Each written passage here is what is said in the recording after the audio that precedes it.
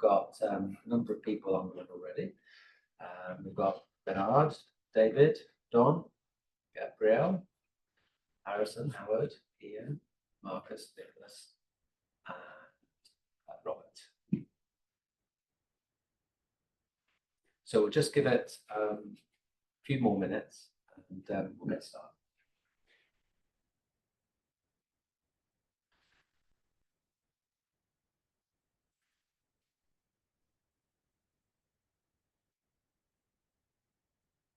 Welcome, Steve. Steve just joined us as well.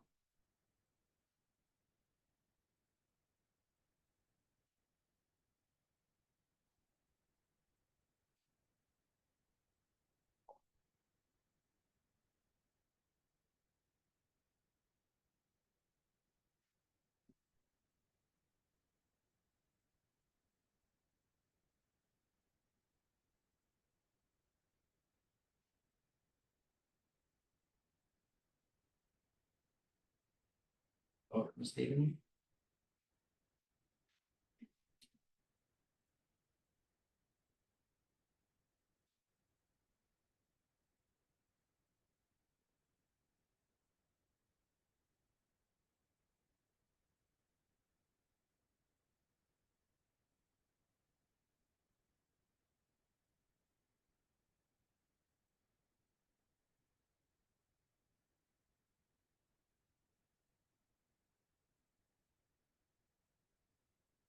Okay, one more minute and then we'll get started. Start time because we'll record the session. Yeah.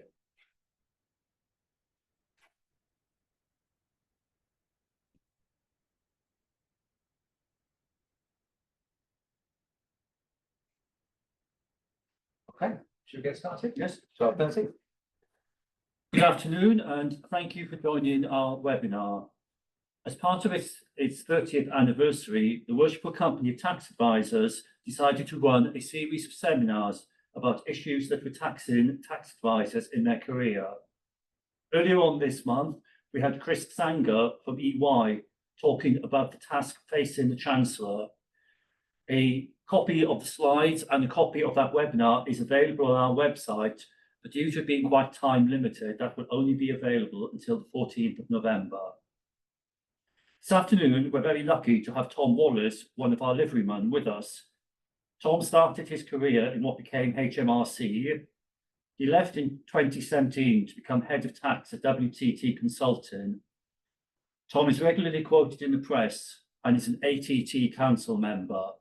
And Tom is going to be talking about the challenges faced during the HMRC investigation. Just before you start, Tom, I was just wondering, are you seeing an increase in HMRC investigations at the moment? Yeah, well, look, firstly, thank you for the kind introduction, Michael. It's great to be here. Welcome, everyone. I hope that the session certainly meets your expectations and needs. We are happy to take questions and that can be typed into the chat and we can pick those up as we go or at the end. If there's any that we can't for whatever reason, I can very happy to drop an email and answer that offline if need be. To go back to your question now, I think the truth is, yes, we are seeing an increase. There's a few reasons for that. I think clearly COVID played its part, and we're now seeing HMRC come out of that COVID recovery phase and start getting into what we would call business as usual. Clearly, the legislation continues to become more complex rather than being simplified, which leads to clearly more inquiries on HMRC's behalf. We're seeing an increase in the, we'll cover this for those that are not familiar with the acronyms yet, but what we call Code of Practice 9, which is the serious fraud investigations. And we're seeing a lot on the employer compliance side as well. Okay. So yeah, it's getting busier. Which for taxpayers is an unnerving experience, but perhaps from this side of the table, less so. Yes, we'll cover that. Thank you, Tom. Brilliant, thank you. So if we just go through the slides, make a quick introduction. I don't think I need to say anything more about myself, but I will say a bit more about WTT. It's a multidisciplinary professional services firm, including tax, insurance, accountancy, and legal advice, all regulated by the relevant bodies that's applicable to each of them.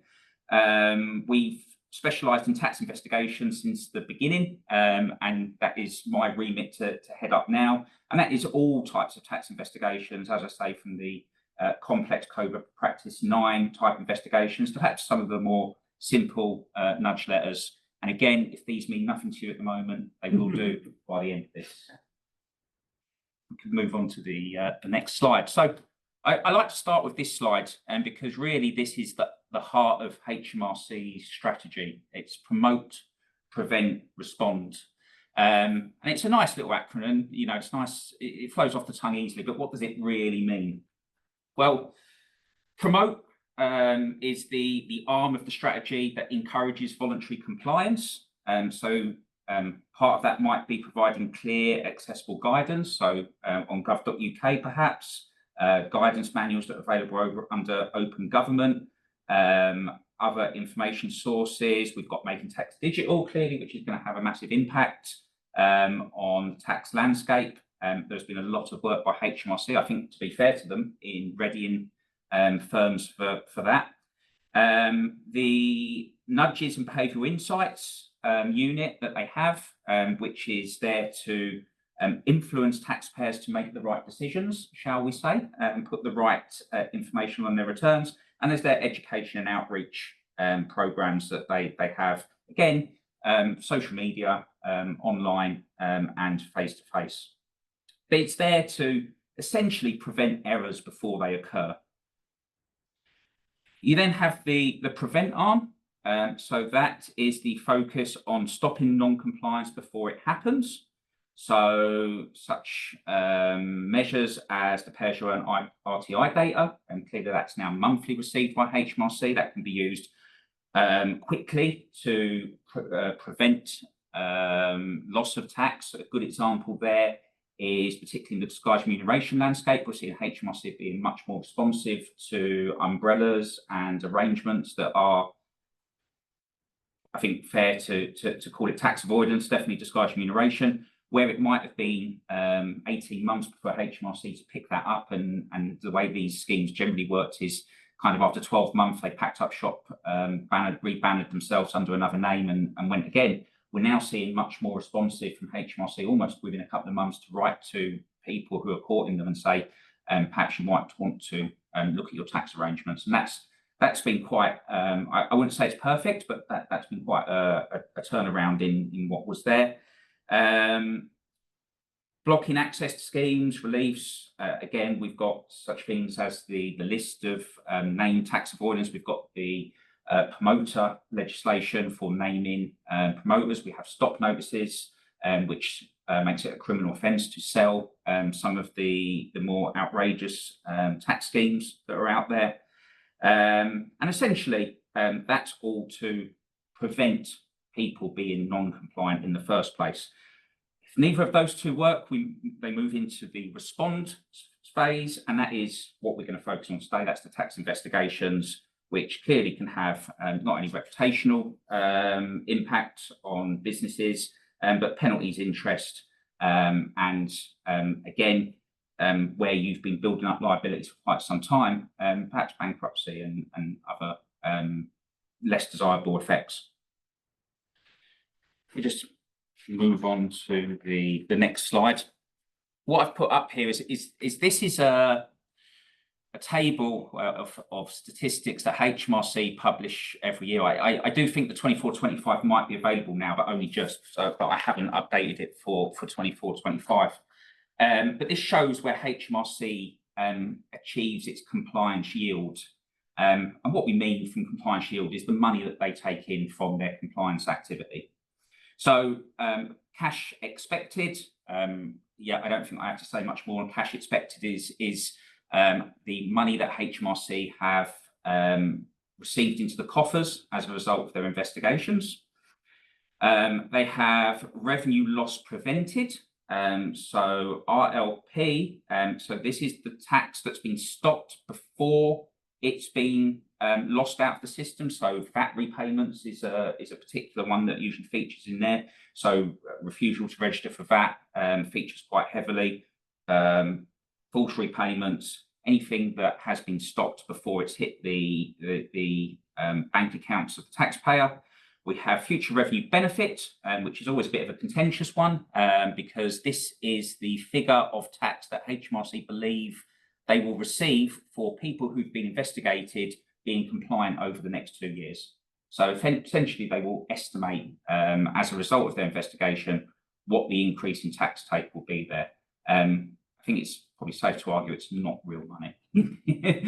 So if the Chancellor in the budget is hoping to fill the coffers with future revenue benefit, they might be a bit surprised to find that the cheque bounces if they're trying to draw on that figure.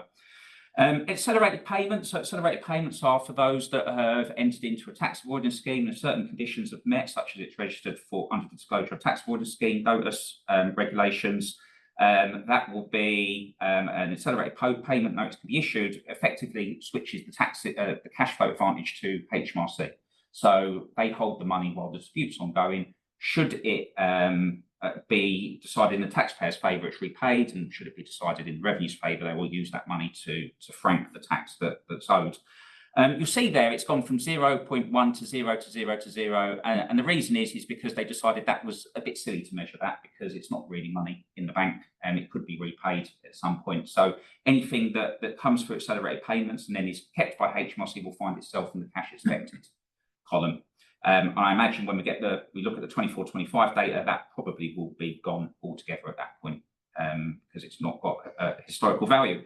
Upstream operational, this is preventing non-compliance before it occurs. So education campaigns, nudge letters. You might see if you complete a tax return, you go online, you complete your employment page, it has your P60 information in there already. That's all HMRC's effort to eliminate errors before they occur. And upstream product and processes, that effectively changes to legislation. So if HMRC that there is a piece of legislation that's causing a particular issue or the particular tax loss that was not intended by Parliament, that would be a change through the legislation, through Parliament, and that would be measured in the upstream product and process. So you can see that the numbers, this is in billions, so you can see 1920, 36.9 billion, 2021, probably unsurprisingly, COVID hitting, and still HMRC responding to that, it drops 30.4, 30.8, and then we're seeing that up this now, 34, 41.8. So going back to what you first asked, there's the evidence of what we're seeing.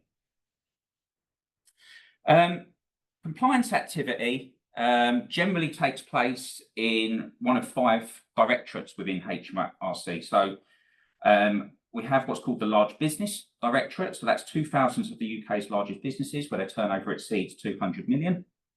Clearly the very biggest businesses in the UK, probably listed companies, probably international elements to them, such as transfer pricing, fin capitalisation, probably your more technical elements of tax inquiries, rather than anything more nefarious.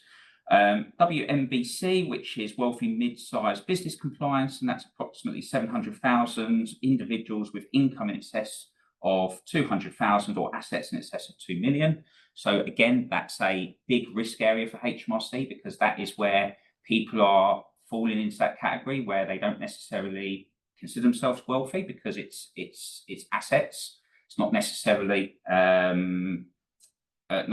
cash in the bank, but also it's where you might start to get more offshore issues, and perhaps where you have grown either as an individual or a business, and perhaps your compliance measures in place have not grown with them. We see that quite often in businesses that have grown to such an extent but still use an accountant who probably isn't very experienced in that size of business and can cause problems. So that's a major area of focus for HMRC. We then have ISBC, which is effectively individual small business. That's effectively anyone who's not large or wealthy or mid-size. And then we have 2 specialist directorates, one counter avoidance, which as the name suggests is there to deal with market avoidance, some bespoke avoidance, but anything that is tackling avoidance schemes, promoters and enablers.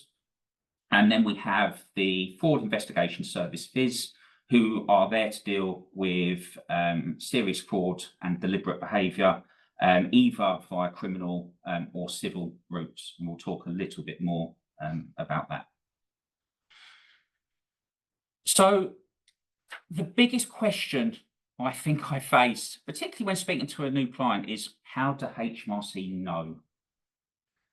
And the truth is, when it comes to data, there's probably never been another time where they have had access to so much data and so much information that clearly is on top of what they've always had. So if I run through some of the sources of information, so clearly taxpayer filed returns, that's the bedrock of it all, comparing what is on your return to other information that might be held.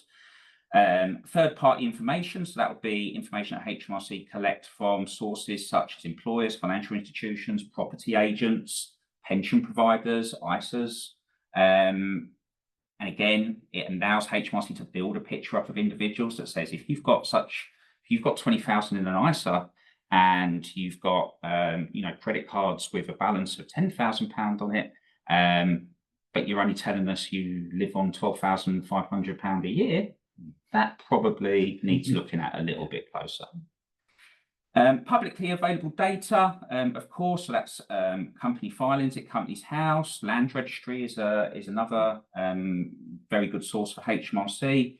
Again, someone owns 3-4 properties, but isn't declaring property income on their tax return, probably something that needs a couple of questions asked to understand why that might be. International data, so HMRC, of course, cooperate with the OECD's Automated Exchange of Information, the Common Reporting Standard.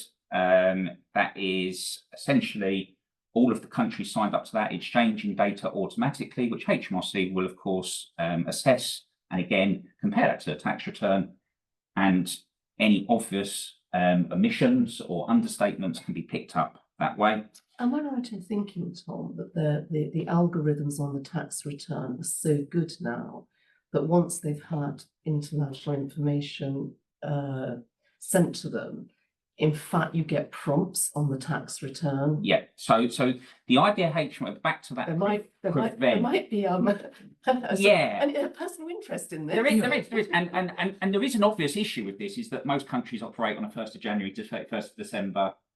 We work on a 6th of April to a 5th of April. So clearly there is always a kind of misalignment of the data, which is an issue. And I think it was the last budget, they started to talk about bank interest, for example, being measured on that yearly basis rather than being on the tax year basis. And that's the exact reason why, because it's very hard to kind of match this data up if we're not working on the same periods.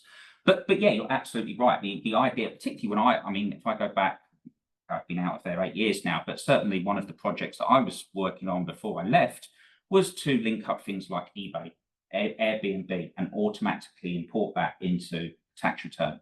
I don't think we've got to that level yet, but clearly that's starting, because now we have rules where online platforms do have to disclose sales over a certain amount or a certain number of sales to HMRC. Again, HMRC will use that data. I think in all of this, what we're saying here is there's lots of data. Data's brilliant, but you have to use it in the right way. And I think the HMRC are getting better and have got better. There will always be times that the data is misinterpreted. So I don't think necessarily the fact that HMRC open an inquiry off the back of it should always be an automatic presumption that something's wrong. But the idea that an HMRC investigation, I hear this quite a bit sometimes, is a fishing expedition. It's not. It's risk-based approach. There are very few inquiries that are taken up on a completely random basis. There are some, because there's a mandatory random inquiry program, which is essentially there to measure the tax gap. If we just picked up a random number of terms, what would the tax gap be? However, 99.5% of tax investigations are risk-based and risk-driven. And again, we can touch on that a little bit more. Final one here I mentioned, because it's always the juicy one, is informants. And yeah, anyone who's worked in HMRC as an inspector will have had the letter. It will be Usually quite obvious who it's come from. It might be a scorned business partner. It might be a scorned lover. It could be someone just causing mischief. But usually you can tell by the type of information in there. Hang on a minute, this person knows a little bit more than just kind of gazing through the window and seeing that there's a Ferrari parked on the driveway. Again, it can be someone trying to cause trouble. And HMRC, I think, very rarely would act on it on its own, but when you put that with all the other data, you can start to build up that picture, and that's what all of this is about. So if we can move on to the next slide. So again, with all of this data, how does HMRC do it? I mean, you could imagine a manual process would be impossible.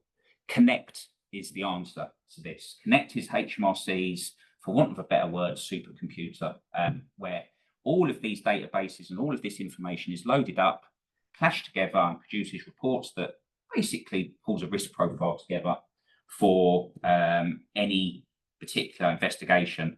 And that could be, again,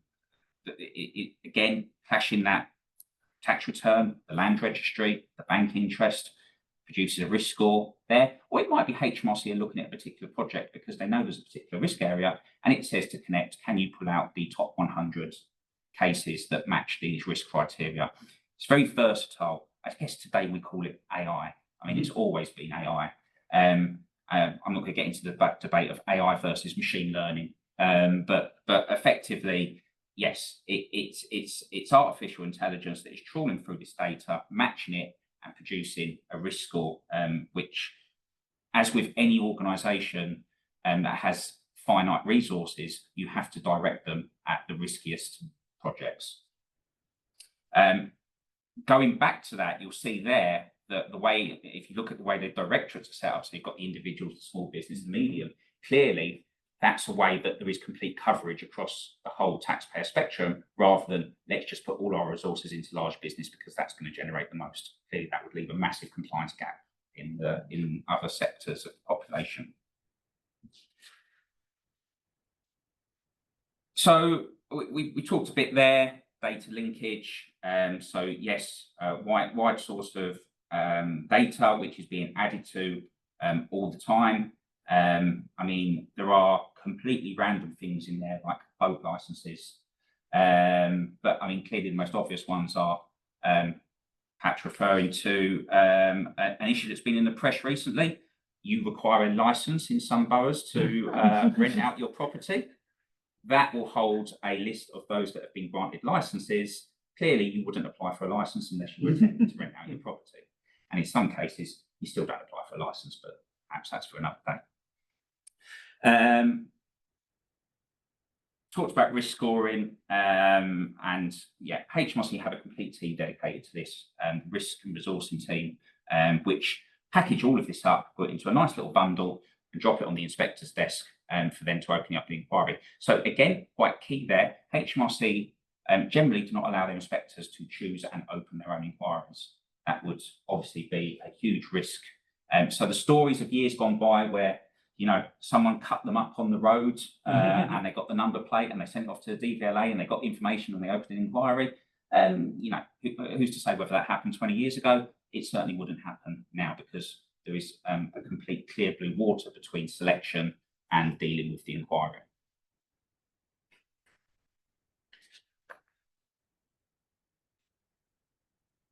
Can we just go back a slide? Yeah, covered all of that off. Brilliant. Right. Okay. So, why is this good to know about how Connect operates? Well, like I said, very, very rarely is an inquiry completely random. So it is good to understand all of the sources of information that HMRC have at their disposal, because I dare say the first conversation you need to have with a client when that inquiry drops through is there anything you need to tell me? And perhaps I should point out some of the things that HMRC have access to. So, you know, you might want to just tell me up front what that is. Ever so, again, more important than ever is proactive risk management. Perhaps this is our prevent strategy here of stopping inquiries before it happens. So do you understand your client? Do you understand all of their sources of income? Do you understand their wealth, and essentially how can you as an advisor ensure that those tax returns are as most accurate. Now, clearly, there's a fine line here between completely going nuclear on your client's affairs and trusting what they say, but there's always times where I think it's fair to say, I'm hearing what you're saying, but that doesn't quite seem right. It's probably more important ever to delve into that a little bit deeper, just to satisfy that there isn't anything there that HMRC might be picking up to. And again, going back to, it doesn't really matter whether there is a loss of tax or not, because HMRCs don't know that. If they see the risk and that fits within their profile, then they will open that up. And the reality is stress for the client, cost for the client, and can sour your relationship with the client, because if you've not told them something they should have done, or they think you've not told them, or you've not protected them, there can be some client relationship management issues there. Transparency clearly links into that. So again, completely transparency between client and advisor. Early action to resolve discrepancies. So what I mean there is there may be instances where you do become aware of discrepancies, and the decision will have to be made at that point as to how you disclose them to HMRC. I think anyone who is a member of a professional body, there'll be very clear guidance on what your responsibilities are for that under PRCT. But clearly, it is much better to go cap in hand to HMRC than have them come knocking at the door and start asking the questions. And perhaps one that's very popular in this room, but certainly is having an impact across the industry, keeping up and understanding developing technologies and how that can help with all of this. And I do know there's someone in the room opposite me here who is an expert in that, and maybe that'll be a session in the future for what that looks like.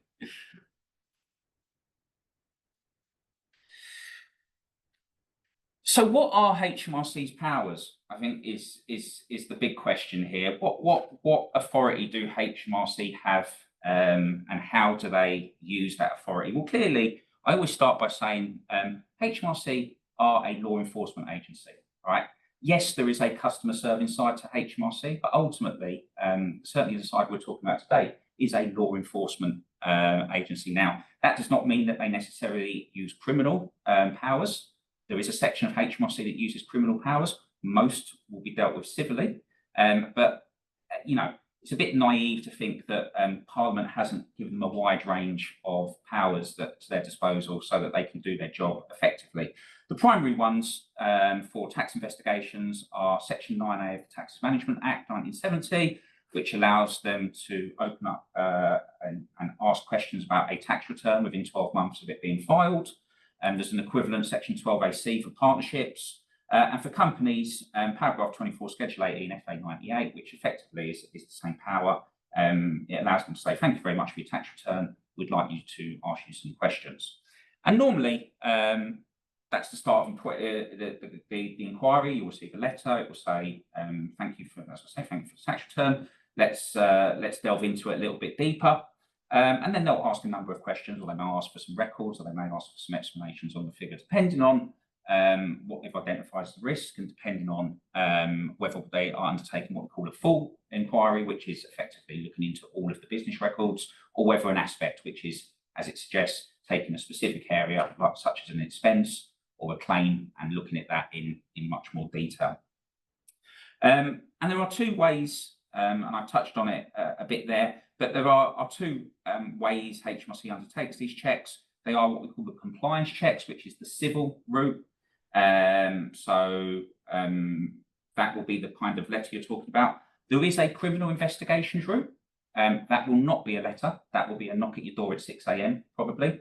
But clearly that is for such instances as organised crime, serious fraud, and other areas where perhaps there is a wider risk to the taxpayer population. So I'm thinking there perhaps high volume repayment agents who undertake lots of self-assessment repayment claims.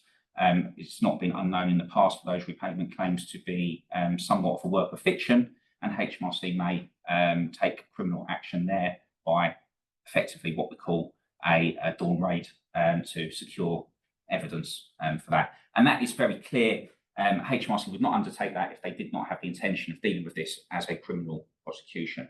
There is a bit of a halfway house in this, and it is what we call, and I have mentioned it, Code of Practice 9, COP 9.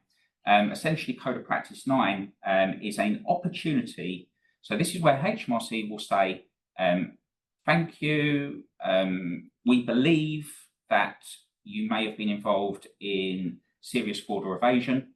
We are going to give you the opportunity to tell us what you're involved in, how you've become involved in it, quantify what that looks like, and effectively make a full disclosure and pay us a sum of tax plus interest plus penalties to resolve the matter. And if you do that, we will undertake not to prosecute you criminally.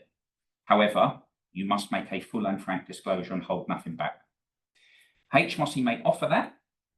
You can also have instances where you may request that for a client. So if a client comes to you and says, actually, I'm having sleepless nights, I've been doing something I shouldn't be doing for the last 10 years, and probably HMRC would consider it to be an act of fraud, then you could request Code of Practice 9 and say, on the condition that my client makes a full disclosure, will you undertake not to?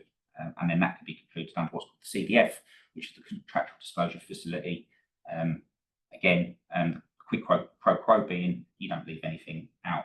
So if you do have a client that receives one of them, it might sound a little bit self-serving, but I do urge to get specialist advice, because clearly anything short of full disclosure could leave your client in quite a vulnerable situation.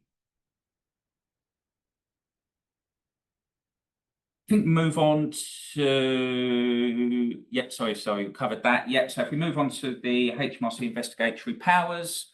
So once they've asked you these initial questions, there might be, perhaps maybe, there's not a response. What do HMRC do then? Well, they would use what they call their information powers, which effectively allows them to set a time limit for the taxpayer to provide information and or documents that is relevant to the tax year that's under investigation, on fear of penalty if they should not do so. That penalty being £300 if you do not meet the deadline, and then it can be £60 per day for every day that you continue to fail to provide the information and documents. That can go up if the HMRC were to go to the first tier tribunal and have them authorised daily penalties. That could go up to £1,000 per day. I'm not sure I've ever seen £1,000 per day, but clearly, where £60 a day is not working, the tribunal may decide that £150 or £200 may be a much more of a deterrent effect. And again, you know, HMRC, if they're looking at this and perhaps, you know, they decided they weren't going to go down the criminal route, they were going down the civil route, and the taxpayer's not paying ball, you know, maybe that does trip it over into the criminal. So the point I'm trying to make there is there can be movement between the two streams there. It can move from civil to criminal. Similarly, it can move from criminal to civil if HMRC realise that the burden of proof for a criminal prosecution is not going to be met. We then have the right to inspect premises. So some people are quite surprised by this, that HMRC have the right to inspect premises.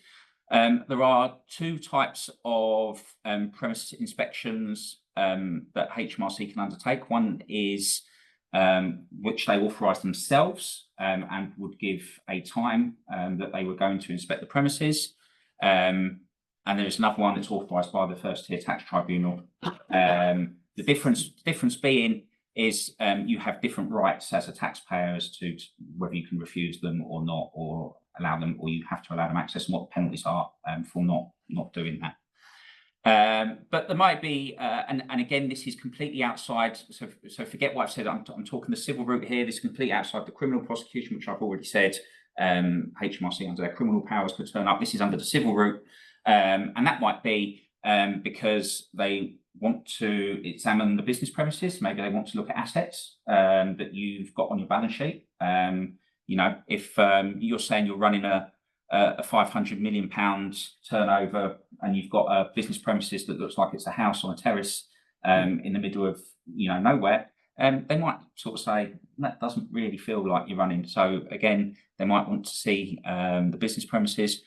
So it's rare. I will say it's very few premises inspections that I've seen, and also that would be also outside of perhaps other invigilation they do. So there's been a long a long history of HMRC looking at things like takeaways or restaurants where they visit, do the cashing up. Normally on the VAT side, you see that a lot more often. Look at what's in the till, look at the card sales, look at the cash sales, and make some assessments based on that. So that is what they call invigilation, which would be outside of that. Interviews I mention because we are getting back to a more normal business as usual with HMRC. And that means that for those fuller inquiries, it may be that the inspector does want to have a meeting with the taxpayer, a number of questions that they may want to ask.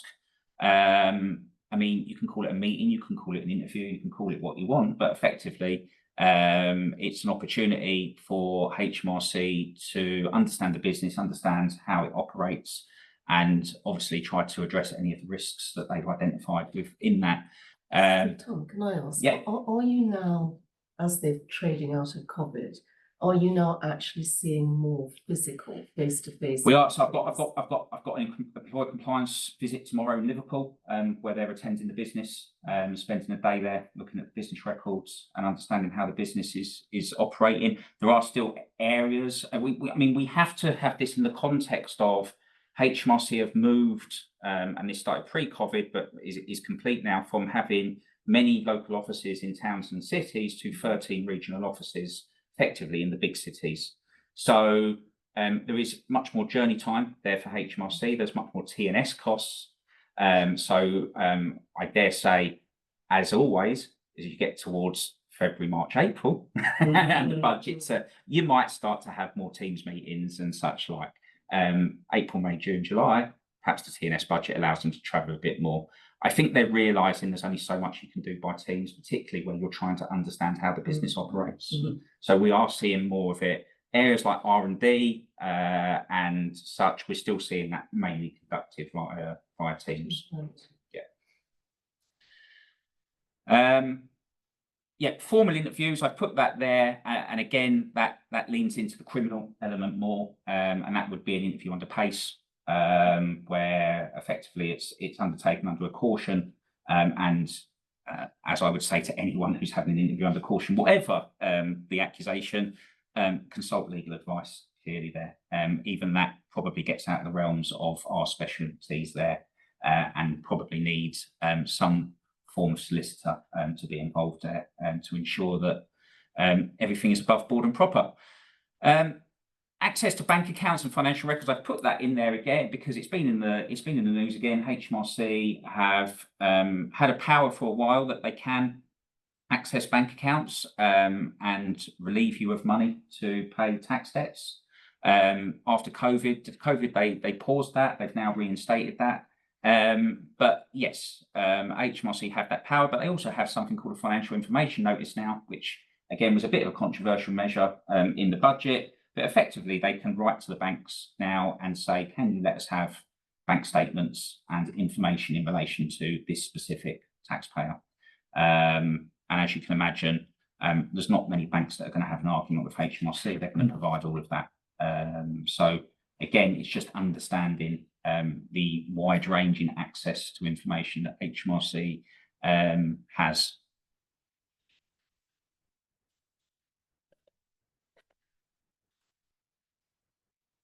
So, thought I'd just hear, I mean, some tips for practitioners. Again, you know, recognising that not everyone will be undertaking tax investigation work constantly.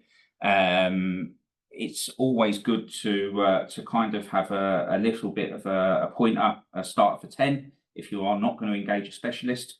So again, I mentioned it earlier, advising clients on how to maintain accurate records, I think, is becoming ever more important, with not just the complexity, but the sheer volume of data that HMRC want on their tax returns. When the new tax returns come out in April, we're going to see new boxes. We're going to see boxes for dividends from closed companies. We're going to see boxes for crypto. So more and more drilling down into that data. You can look at that now after what I've said about Connect, and you can see where that's going. Now that's all feeding back into that. Yes, responding to HMRC information requests. Look, it's never a good idea to ignore HMRC's information requests. I think, yes, it's always good to scrutinise them and be satisfied that they are relevant and they are legitimate requests and not just expeditions to ask for everything that they possibly can ask for. But ultimately, ignoring it is not going to make them go away. I've heard that before from taxpayers who have come to me, and it's an inquiry that's been open kind of like 8 months before, and I just ignored them. And we're now to a point where HMRC are just issuing assessments and just making assumptions. It's not irrecoverable, but it makes life so much harder if you get to that stage. I mentioned it, legal rights. There are limitations to HMRC's powers. They are not unfettered, particularly when it comes to information notices and the periods that they're asking for information from. So do understand what HMRC are legally allowed to ask for, and don't be afraid to push back if they are overstepping boundaries. I think, I don't like to say this and sort of say, but I think we have to be realistic that there is a new type of HMRC officer who hasn't had the level of training to what we've seen in the past. And certainly I've seen it in some of my inquiries that they really are not sure what they can and can't do. And that becomes ever more important for us as the client's representative to ensure that they're not overstepping the mark. So again, it's not a blanket, we're not giving you anything, but we are going to ensure that those safeguards, and they are safeguards for the taxpayer, are protecting the client as best they can.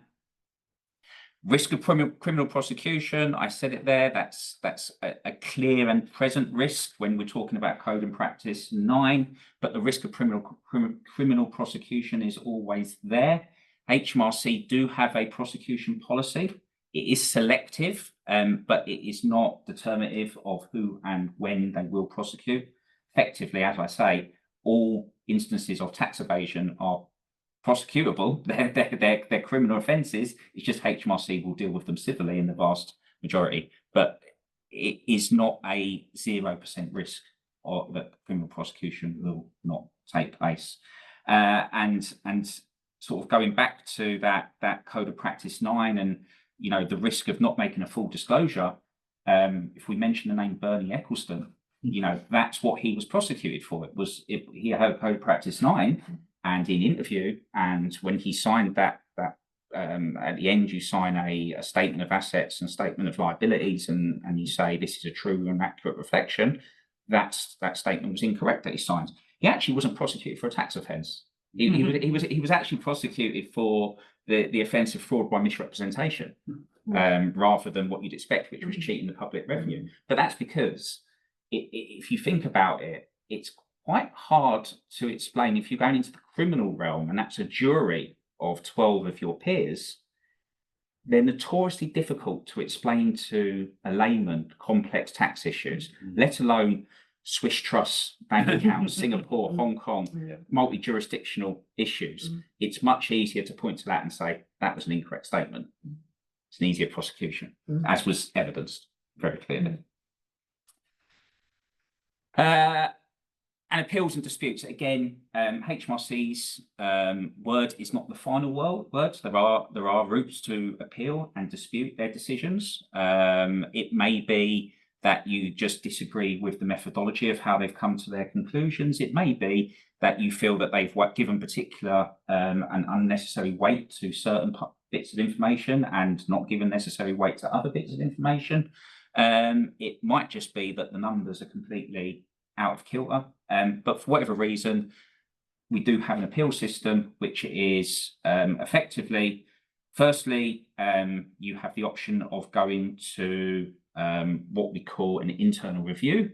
So that is the solicitors' offices in HMRC will review the case from a perspective of having not been involved in it and decide whether that decision that's come to is one that can be defended. I hesitate to say a reasonable decision because that's not really what they're there for. The question really they're being asked for is, if we take this to tribunal, do we have a chance better than 50% of success? And that's all it has to be, is better than 50%, because that's the litigation and settlement strategy. If we have a better than 50% chance, we take it to litigation. I think for a long time, we've considered that to be quite a rubber stamping exercise. I'm going to be fair again here and say that we're seeing more get to that stage and actually be either reversed or altered in some way. Whether that's reflective that we have had some tribunal decisions where HMRC have been criticised for how they've dealt with something, whether it's reflective of that training issue, again, that I mentioned, that perhaps decisions have been reached that would not be defendable in tribunal and in some instances would be a little bit embarrassing, I think it's fair to say. But for whatever reason, we are seeing, so again, where that was felt to be a little bit lip service, there might be a bit more value in that stage now. But if that it doesn't have the outcome you're looking for, then your route is to the first tier tax tribunal, which is a tribunal run by the court system where a judge, who usually will be a barrister or a lawyer or some form of professional with relevant qualifications, who can consider the issue and decide whether HMRC are right or wrong. There are appeal routes from that. I'm not going to go into to all of that. Needless to say, it's not the first and last word. Can I ask, Tom, prior to getting into that first tier tribunal, have you ever seen any instances where you'd consider judicial review? So on the next slide, that Oh, sorry. no, Oh, wait. absolutely no. But I think yeah. Yes, the answer is yes. So for those that perhaps are unfamiliar with judicial review is a route to the courts where you do not have a route of appeal. So HMRC may have some decision-making powers where you cannot appeal. And clearly it would be unconscionable for someone to just be able to make a decision and that be the end of matters. Your route to challenge that is through judicial review, which is going to the High Court and asking the question, is this decision that HMRC have made reasonable on what they call Wednesbury reasonable? And the courts will take a look at it and say either it's a reasonable decision, and that doesn't necessarily mean it's the right decision, but it was a reasonable one for them to take because that's all they're considering, or is it unreasonable and therefore we have to take some action here to either rescind it or vary it, whatnot. Now, usually that's clearly reserved for some of the bigger issues. There has been one recently, which was a successful judicial review, which was a VAT case where HMRC had given some undertakings previously and then went back on them. And the challenge was taken to sort of say, well, look, we understand that perhaps technically HMRC are right, but they had previously given us a kind of level of comfort that we could do this. And the courts did actually say, yeah, actually, we think you should have been able to rely on that. However, judicial reviews are notoriously difficult and not to be undertaken lightly, to say the least, not least because they're expensive. So yeah, so back to some useful tips. Stay calm and communicate. Again, you may have a client that's flustered having received one of these letters. I think it's quite a scary brown envelope to receive. You may, all sorts of fingers being pointed, who's done what, who's not done what. So having this understanding that I'm trying to sort of put across here, hopefully we'll be able to, you can communicate to the taxpayer and say, look, this is what's happened behind the scenes. This is how we've got to this stage. Now let's take a step back and look at what perhaps is missing, what isn't missing, perhaps what have HMRC misunderstood, not understood. The letter you receive, as I say, unless it is a give us everything business records wise, you usually will be able to see where they're kind of heading towards. HMRC will never say, we have identified this risk for the very simple reason they don't want to limit themselves. If something else was to come, you may wish to disclose something else, or so they wouldn't necessarily wish to kind of close the mind off to there being other issues. But generally, you can read between the lines and see what they're trying to get at. So they're gonna ask for some documents, gather them, look through them, understand them, have that second pair of eyes to sort of say, okay, look, this was our understanding, but let's read that document again and see if that is really what's going on. May be very important in contractual arrangements where there's a certain tax treatment that attaches to certain contractual conditions. Actually, does that contract say what we think it says, or are we basically going to have to go to HMRC and say, actually, we've had a look at this and we think we know what the issue is, and yeah, we can see it, and we need to resolve this.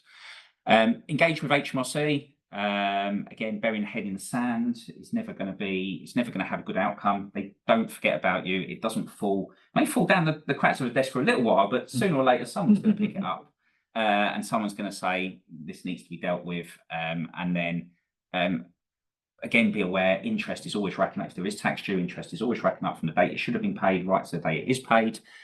So it really doesn't benefit anyone to have these sitting for a couple of years on the hope that someone forgets it's there.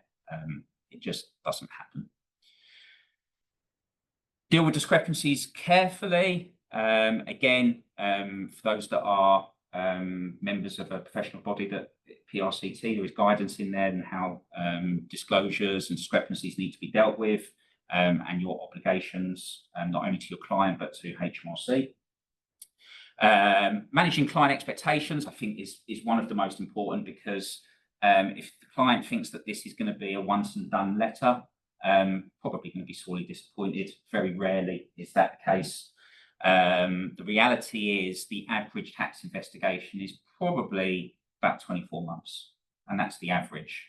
There are some that could be 4 or 5 years. There are some that might be a once and done letter, but like I say, it's unlikely. And consider the need for specialist professional assistance, particularly where you're not familiar with HMRC's powers, or we are getting into that COP9 territory, or your client has told you something that's very new to you and you don't feel comfortable with how that should be disclosed to HMRC, and what the best way of doing that is. The reason disclosure is so important, I haven't touched on this in the presentation, is because penalties are calculated based on not only the behaviour that's led to the inaccuracy, but the telling, helping and giving of information when you're making disclosures during the inquiry. So if you can tell HMRC everything they need to know, help them quantify the adjustments and give them everything they require to be able to have a level of comfort that that's correct, then you're mitigating those penalties down. So how does this all get resolved? We got to our 24 months. We finally have got to a position where HMRC say, okay, we believe that this is an amount of tax that has been underpaid. What next? Well, I've talked about the internal review process there, so I won't touch on that further. Negotiation and settlement, I've put there. Now, I don't think anyone should consider negotiation as being you owe £100,000, would you like to accept £20,000? And this, we can all be happy. That's not the level of negotiation. Many years ago, when I started as an inspector, and I won't betray my age by saying when that was, but it wasn't unusual for horse trading to happen.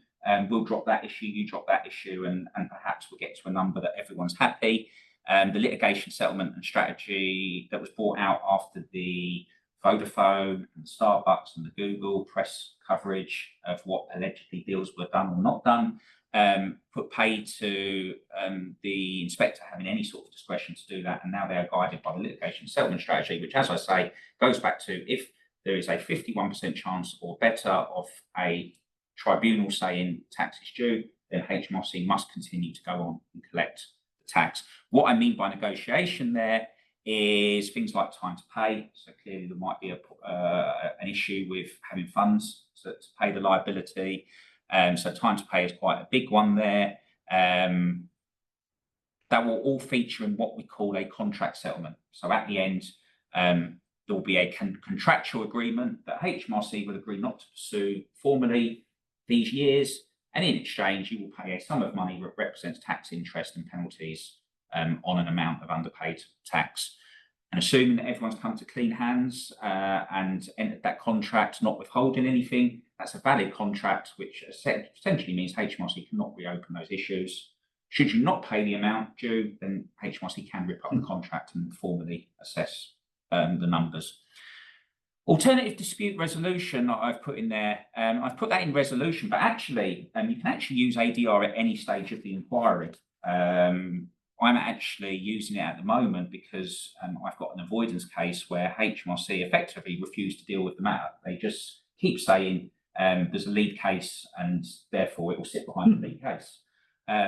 Actually, this person hasn't used this avoidance scheme at all, but HMRC refused to delve from their standard work procedures that clearly says this is how we're dealing with all of these cases. So we've actually used the ADR process, so we can actually just get a meeting with someone to actually say, this is what's gone on, and have a look at your records, and I think we can resolve this. We shouldn't have to do that, but look, at least it's there, so if we need it, we can use it.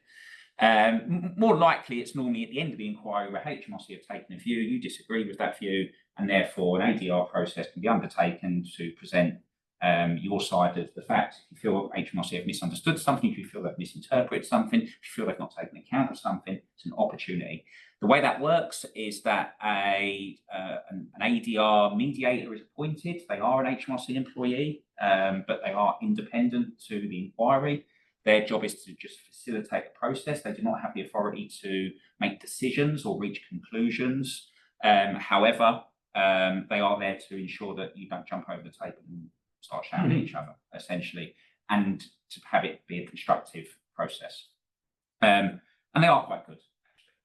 They are really quite good. Now, this is going to be really important, because actually the president of the first tier tribunal has actually just come out and said that the tribunal will now consider adverse costs in instances where a party has not taken alternative dispute resolution when it's clear that that would have been a good route and that's back to the court's the overriding objection of the court is to manage its time in a way that means it can administer justice in a fair way. So what they're saying there is don't bother the courts if you can deal with this.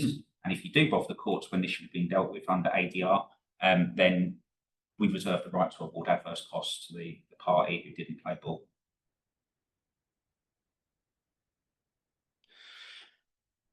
Yeah, and so we're back to that how are things formally done if we don't undertake that contract process that I talked about on the previous slide? Well, it is formal decisions to be issued, tax tribunals, an appeal to the first tier tribunal.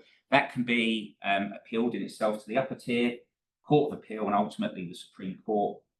You only get granted appeal from the first tier and onwards if there is a fundamental flaw in the first tier tribunal's conclusion. So it's not just we don't like the conclusion, therefore we're going to go to a judge that we think might give us a better one. You can only appeal where it's very clear that there's an arguable point of law that's been decided incorrectly. What is very important, though, is upper tribunals and Court of Appeals and Supreme Court, they're not venues to introduce new evidence. So all of your evidence has to be introduced in the first tier for you to be able to then rely on that and use that in the higher courts. Judicial review, which Lorraine mentioned, again, useful, but costly, and the chances of success are not great. You wouldn't undertake a judicial review without consulting a barrister. Clearly, a barrister will give you an opinion on whether they feel there's a reasonable chance of success. And ultimately, the client will have to decide whether that is something that they want to embark on. But in some cases, as we mentioned, it may be the only route that's left open to them if the tribunals are not a route they can take. And yes, disclosure and settlement, I've put that in there because that tends to be a formal route as well. So we're kind of, we're flipping the script a bit here. Disclosure and settlement is where a client may want to disclose something where HMRC hasn't opened up an inquiry. And there are various routes to do that, depending on the seriousness and the length you want to go back, there are a couple of different routes that you can take that. But essentially, if you do a good job at disclosure, that will be settled there and then. HMRC will agree to it. But the quality of disclosure will be important there, because clearly HMRC are not in the habit of just accepting things blindly, particularly where it's less than clear how you've reached your conclusion and how you've reached your figures. I just thought I'd finish off with a slide on what are the current trends that we're seeing. I mean, crypto assets clearly is a popular topic, and HMRC definitely have started to access a wealth of information from the exchanges. I think the notion that crypto is anonymous has probably largely been dispelled at this point. You know, it's on a blockchain. Actually, the whole point of crypto is you can identify where it goes. You can follow it through. So yeah, there's we've certainly dealt with a fair share of disclosures and the disclosure regime for crypto assets, which generally will be capital gains. Very unlikely someone is trading in crypto. Rental income, again, people are becoming accidental landlords, particularly COVID, where perhaps they were two households that have moved into one household. For COVID, that's carried on afterwards. They're renting a second property out. Accidental landlords are certainly not uncommon these days. And generally what we see, the mistake being made, is that people think as long as the kind of mortgage and the rent is about right, there's no profit on it. Of course, I'm not aware of Mr. Osborne's changes then a few years ago. Absolutely, and that is it. If it is a repayment mortgage, then the vast amount of that is going to be interest, and of course, interest being restricted to 20%, meaning that actually there are quite a bit of taxable income left there. And side hustles. I mean, yeah, the side hustle tax. I think we're all a bit fed up of hearing that term as if some new tax has been invented.